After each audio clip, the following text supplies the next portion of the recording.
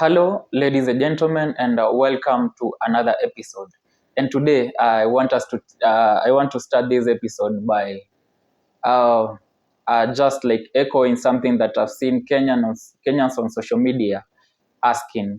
And Kenyans on social media are asking, what was Raila Odinga really doing in the opposition? Kenyans on social media across different platforms, especially on TikTok, I've seen them asking, was Raila Odinga really serious with this opposition thing? And this question stems from the fact that uh, after the death of one Raila Odinga, even before the death of Raila Odinga, Rigathi Gachagua was already stepping up and taking the role of the opposition leader in this country. And over the months and years, Rigathi Gachagua has become the face of the opposition politics in Kenya, taking after Raila Odinga. And now the contrast is Rigathi Gachagua seems to be more ruthless even than Raila was. And one interesting thing about Rigathi Gachagua is he has found a way to infiltrate the intelligence of the state. And as you all remember, a week ago, before the president issued the State of the Nation address at 7 p.m., Rigathi Gachagua already gave the details of that address at his Wamunyoro residence. And a few days ago, he told us about the killing of Dr. Victoria uh, around Kenyatta National Hospital. And he said that the murder or the killing of one Dr. Victoria was orchestrated by three officers, two from Kikuyu police station and one from around the same place. And today, Mohammed Amin, the head of the DCI in Kenya, has confirmed that indeed the two police officers are being pursued and they are on the run in connection to the murder of Dr. Victoria. And it is very interesting that Rigathi Gachagua gets all these intelligence raw and very, very accurate. So Kenyans are left to wonder what was Raila, because for the longest time we were made to believe that Raila is the best opposition leader that Kenya can ever get. Uh, but then with the exit of Raila from the opposition and joining the government, you know, and until his death, Rigathi Gachagua took his shoes and he has worn them perfectly. Actually, he has exceeded the expectations of many because as an opposition leader, he's really doing a great job. But that aside, we have seen that now the Nyali MP, the MP for Nyali, that is one Mohammed Ali, alias or popularly known as Jichopevu, is the new deputy party leader for Wiper Patriotic Front, and that has been communicated today by the party leader himself, Dr. Stephen Kalonzo Musyoka. And it's quite an interesting development because, as we all know, that the Wiper Party has not been doing the most, especially in branding itself as a national political outfit. And if I might ask, who would tell me who was the deputy party leader of Wiper? Who was the secretary general of Wiper? Now we at least we know who the deputy party leader is, and that is a very exciting development, especially considering that Jichopevu is a very, very eloquent orator, and he can like really go to a big extent in selling Wiper, especially in the coastal Kenya. And apart from having Moha Jichopevu as the deputy party leader, it is also rumored that Aisha Jumo is about to join the Wiper Party, and that strengthens the dominance of the Wiper Party at the coastal region of Kenya.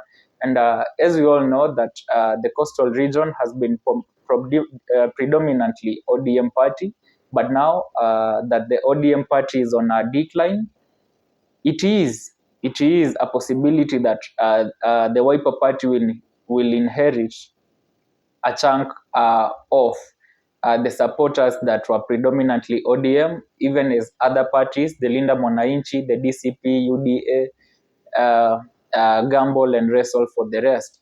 So it is a very, very strategic move. And I think the Wiper Party has now started positioning itself as a national outfit, but that is not just enough. We hope to see more and more of the same. And we also need, if the Wiper Party is going to compete for the presidency, it needs to have a very strong and eloquent Secretary General to communicate the positions of the party. As of the moment, many Kenyans do not see the SG of Wiper as much as they should be. And we really need to see a change in that. If it means assigning someone different, if it means the current SG standing up to the task, that's up to them. But we really want to see a revamped Wiper Patriotic Front. Like Rigathi Gachagua said a few days ago, he said this. He said that defeating William Ruto is not an easy feat.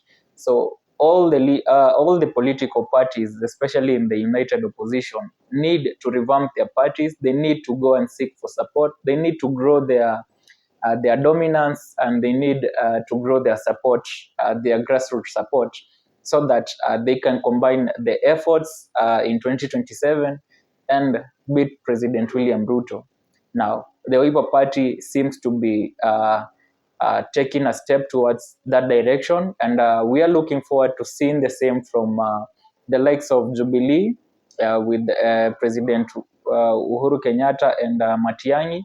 We want to see the same with the PLP of Martha Karua. We want to see the same with the PNU of Munya, the DAP-K of Eugene Wamalwa, the DP party of Justin Muturi, and all the other parties in the united opposition. We really need to see a revamped we need to see revamped political vehicles that can really unite and take Ruto home.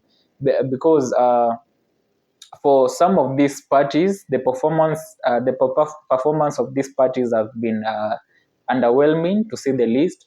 Parties like PNU that have participated in a couple of elections without gathering any substantive amount of votes.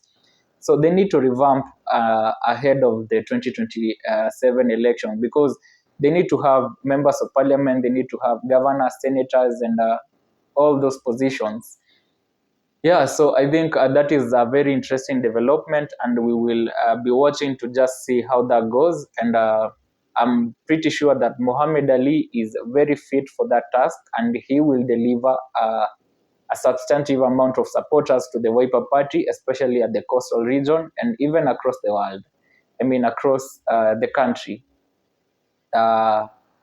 Another developing story is that Omwami Edwin Sifuna continues his solo tour of the Western region. Today he's at Busia, and I'm told that tomorrow he will be at Kakamega.